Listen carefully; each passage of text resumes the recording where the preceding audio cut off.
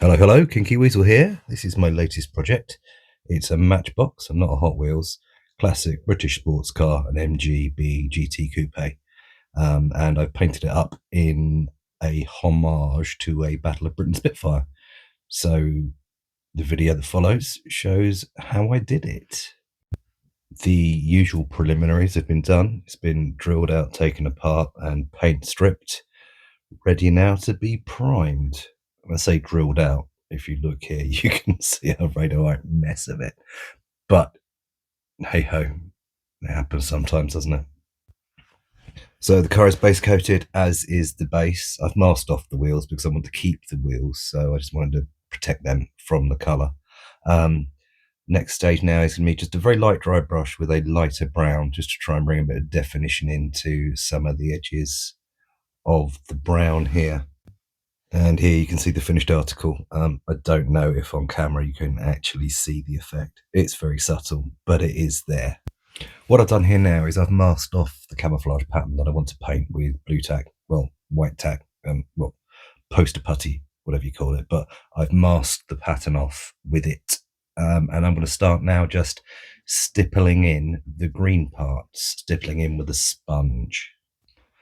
Sponging gives you nice coverage without the risk of brush marks, but it can be a bit difficult getting it right into the crevices and the edges, so it often needs a bit of finishing off with a brush, but it's quick and it's easy and it gets a nice result. Once I ran out of places to hold this casting by, I started to use a pair of pliers just to hold onto the pillar in the middle, which made things a little bit easier. And you can see here where bits in the recesses, etc., have been missed by the sponge. So I'll just come in now and touch these bits in with a brush just to get the effect looking a little bit more complete. I'm coming in now with a lighter green to dry brush the edges, just like I did with the brown.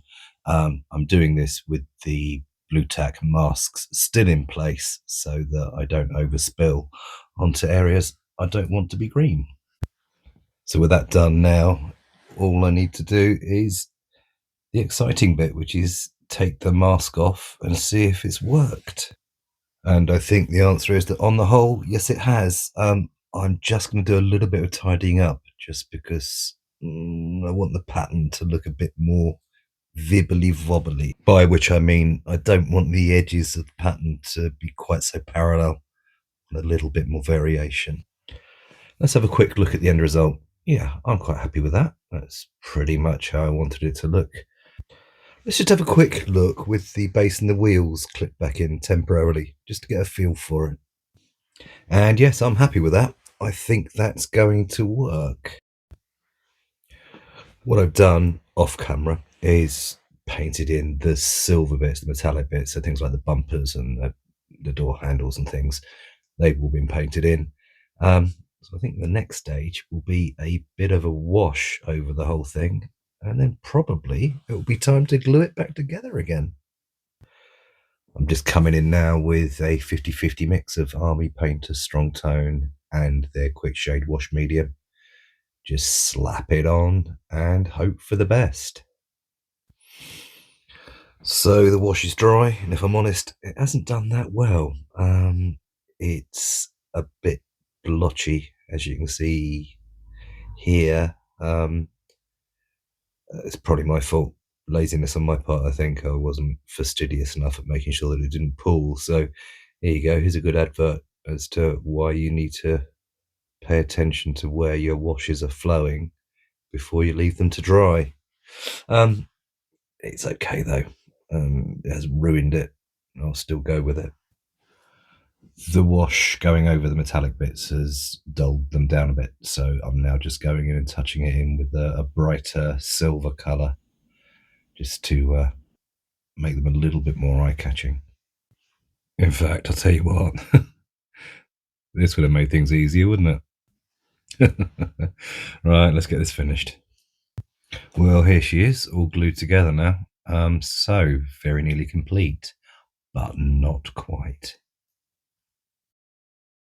Time to add some details now, and for that I'm going to use the decals that I bought from Pendragon Miniatures at the Warfare Wargames show recently.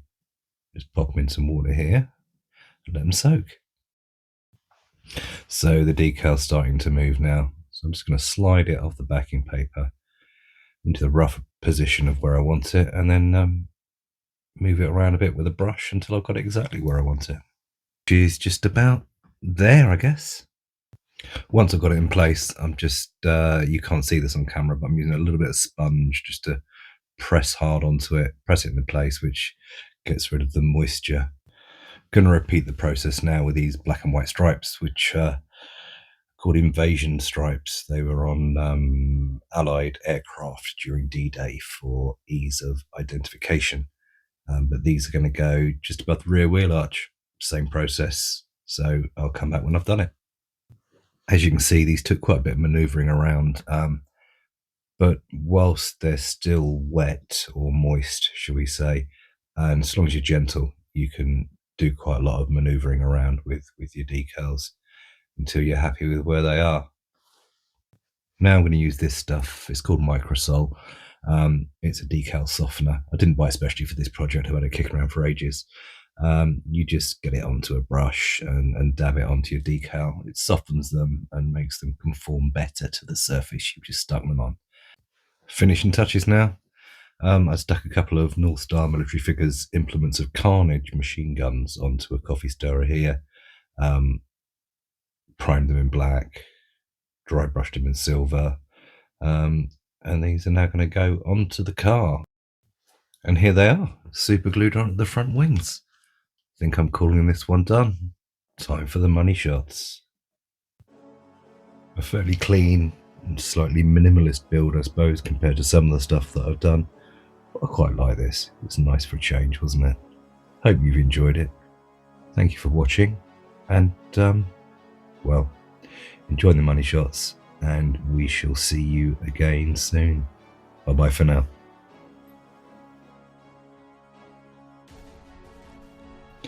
If you're still here, please do consider giving us a like or a comment, maybe even subscribe. It all makes a difference to the algorithm. Not only that, it makes a big difference to us, makes us smile,